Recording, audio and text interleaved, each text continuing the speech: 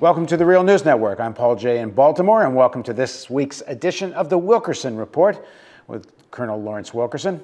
Larry Wilkerson was the former Chief of Staff for U.S. Secretary of State Colin Powell. He's currently an adjunct professor of government at the College of William and Mary and a regular contributor to the Real News. Thanks for joining us.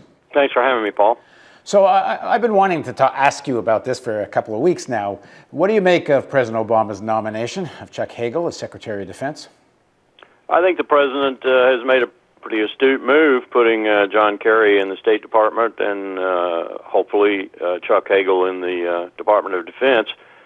He's covered his bases, so to speak, with national security issues with Chuck Hagel's appointment, and he's done the same thing with John Kerry at State. Both have almost unimpeachable credentials with regard to national security policy, and so I think it's a good move on both counts. Now, he had to know that this was going to infuriate, first of all, one gentleman named Netanyahu, AIPAC and such, and the whole neocon constituency, who, because, I mean, Chuck Hagel became a very strong critic of the Iraq War, and he's been very unwilling to jump on board the sort of hysteria about Iran, and they don't like that.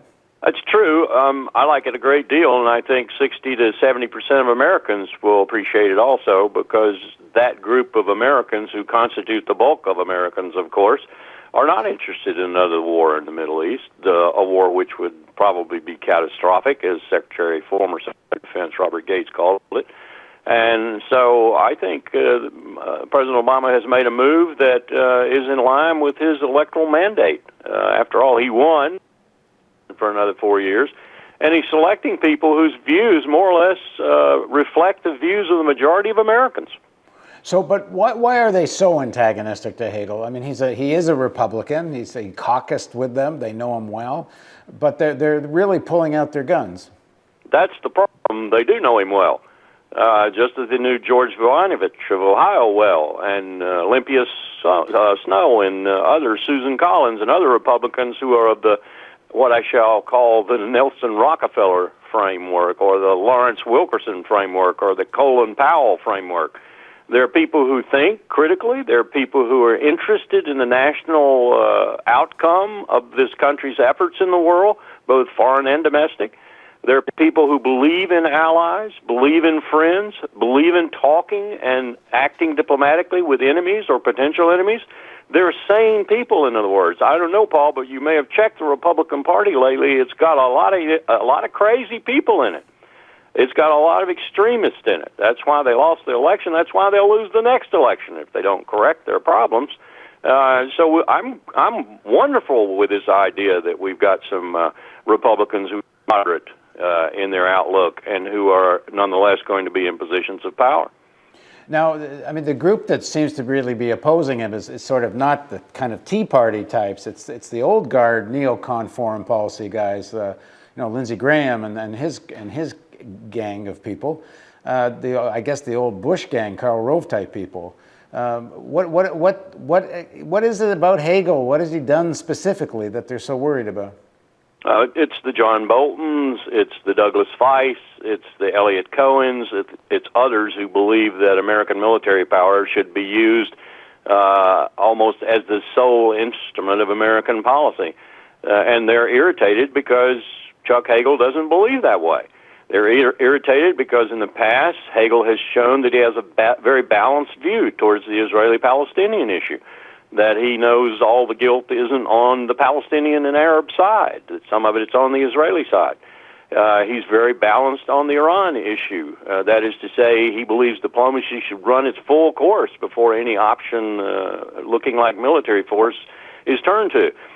Also a person who understands, I think, that we are frittering away our military power on the fringes of our empire, and that's the way empires in the past have gone the route of the dodo, and he doesn't want the American enterprise to go that way. So he's very concerned about getting our economic house in order, the ultimate bastion foundation of our of our power in the world in general, and very interested in getting our foreign policy issues straight, so that we don't further diminish the ability of our domestic scene to correct itself. We've got a lot of work to do in this country.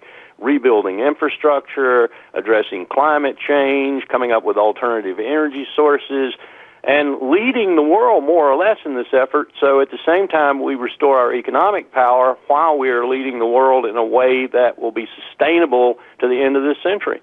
These are huge challenges confronting us, and only now do I see, these brief inklings of recognition of some of these challenges beginning to blossom in the White House.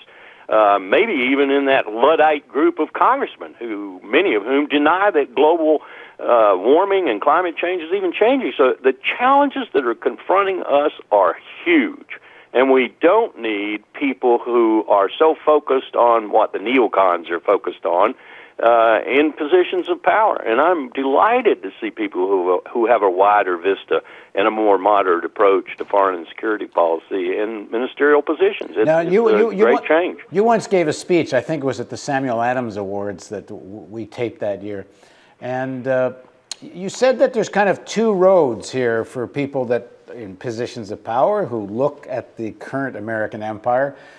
You said that there's a fact here, which is the empire is going to come to an end over the next few decades, but sooner than later. And they can either manage that, where the United States becomes a kind of more of a co-equal player in the global scene, or you can manage it in a way that you kind of strike out and make every attempt to defend something that can't be defended, and that gets very dangerous. What does Hagel's appointment tell you, not so much about him, but even more about President Obama in that context? I hope it tells me that he's beginning to show he recognizes some of these long-term and far more serious challenges, for example, than Iran. Whether Iran has a nuclear weapon or not, it pales in insignificance when confronted with some of these other challenges.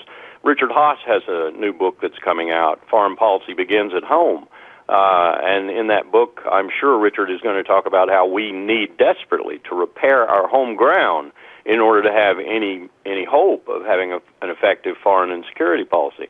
I think Senator Hagel believes that. I think Senator Kerry believes that. I hope that President Obama believes that. No question about it.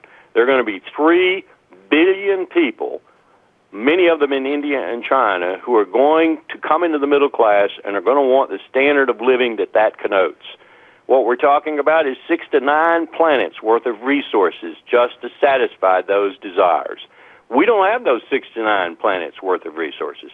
So we'd best get busy building the kind of sustainable, the kind of regenerative agriculture, for example, that goes along with that sustainability, and building the kind of infrastructure, technologically and otherwise, that can accommodate this new massive entry into the middle class, or we're going to have by 2050 nothing but war and anarchy and chaos, and I'm sorry to say probably a whole lot of death.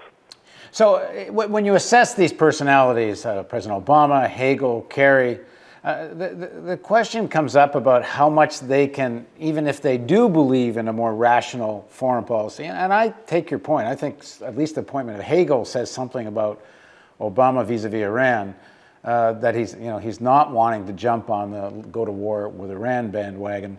But if you look at Kerry, Kerry began as this critic of Vietnam, but seems to come like full circle or half a circle, maybe not full circle, because he's not back to being the critic. This is the guy that said even if he knew there were no weapons of mass destruction in Iraq, he'd still vote for supporting it. He's even going further than some of the Republicans and others that voted at the time. I think it's mostly an effort to shore up what, at least until maybe one could say the killing of bin Laden, had been very, very weak foundation for the Democrats on national security. I know for someone who knows about Harry Truman, FDR, and all that they represented in those times, that seems nonsensical. But let's face it, since George McGovern in his run for the presidency in, 1968, I guess, the Democrats have really had a problem bolstering their national security bona fides. They've had a tremendous problem competing with the Republicans in the realm of national security. And I think that accounts for some of the more, shall we say, out-of-character remarks from time to time from Democrats, because they're trying to reestablish those bona fides. And in a time of post 9/11, it's a very critical thing politically for some of them to do. So I think that accounts for some of the more bellicose remarks, if you will, coming from people like John Kerry. I hope it doesn't represent a change in his basic outlook, because the basic outlook is that military force should be the absolute last resort after you have exhausted political, economic, financial, diplomatic, informational, cultural, and all other aspects of national power. Military power should only be the last resort. All right, thanks for joining us, Larry. Thanks for having me, Paul. And thank you for joining us on the Real News Network.